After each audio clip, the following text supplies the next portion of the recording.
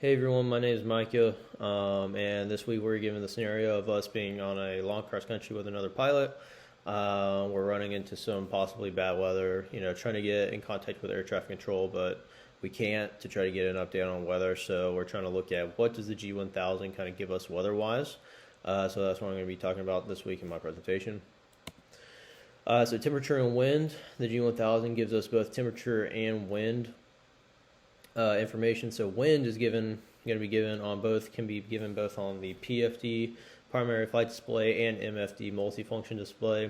So if you're looking on the PFD, it's going to be if you're looking at the HSI above and to the left of it, and then on the MFD it's going to be in kind of like the top right corner. Temperature is also, so it's going to be on the PFD, it's going to be at the bottom left, and then it's also given in degrees Celsius, and so keeping track of both wind and temperature can kind of help us determine the changing weather, with going into different types of fronts, whether it's a warm front, cold front, and all that stuff. The G1000 also can give us XM weather data through XM weather data link, and so it will need additional equipment for this ability other than the basic G1000. So other than like the AHRs, the ADC, that gives you your basic instruments. The XM weather data link is going to need a little bit extra equipment, and then also you'll need to subscribe to the weather data link as well to get the information. To get to that page, if you use the small FMS knob, it's going to be on the MFD, the multifunction display, to the right.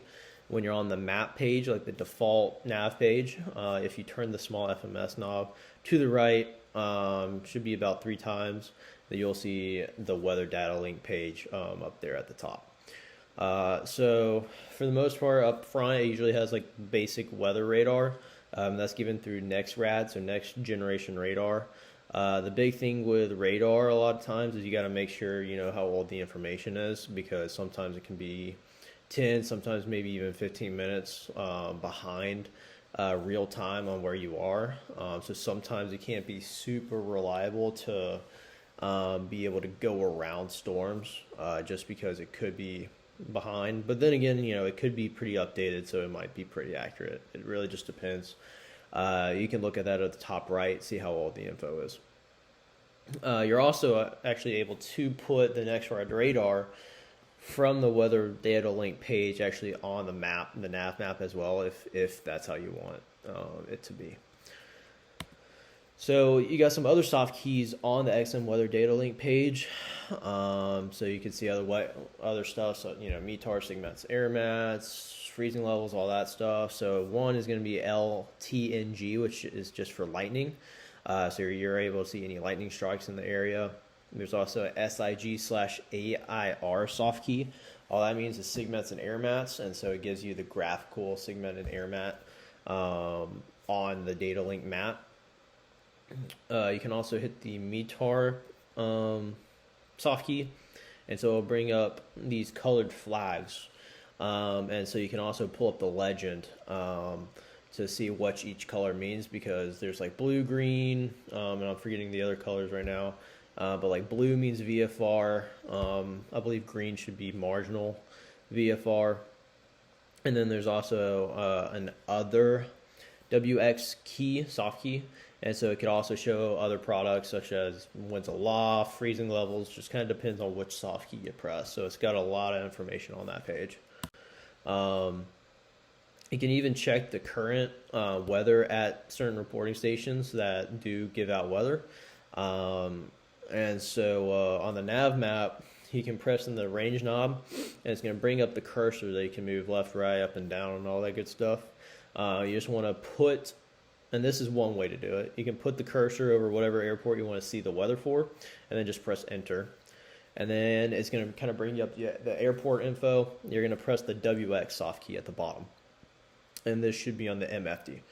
And so it will pull up METARs if it reports METARs, and then also a TAF if it reports TAFs, and all that good stuff. And then you can also get weather from airports on the flight plan. So if you have an airport in the flight plan, You can just highlight it, again, pressing the FMS knob, get the cursor up, highlight it with the big knob, whatever airport you want to see the weather for. Press enter, it's going to pull up kind of like the waypoint info, and then you're going to press WX just like you did if you did the range knob that way as well. And that's going to bring up, you know, the METAR, the TAF if they give it, all that stuff. So Proverbs 28:6, it says, whoever trusts in his mind is a fool, but he who walks in wisdom will be delivered. And so big thing I kind of thought here was really good was that, you know, we need to use all of our sources and be thoughtful and careful. What I kind of said was, do not think that everything will just work out and that I got this. That's kind of just trust in what your mind says, but not really walking in wisdom. And so I said, walk in wisdom and heed warnings and take the safe route. So we need to use all of our information. The G1000 gives us a whole lot of info, and we need to be able to use that to be able to know what the safe route is and be able to take warnings, and be able to make the safe choice and walk in wisdom rather than like the fool who just trusts his mind and thinks that everything's going to work out and that he knows what he's doing, even though sometimes he can be fooled. So, all right, thank you.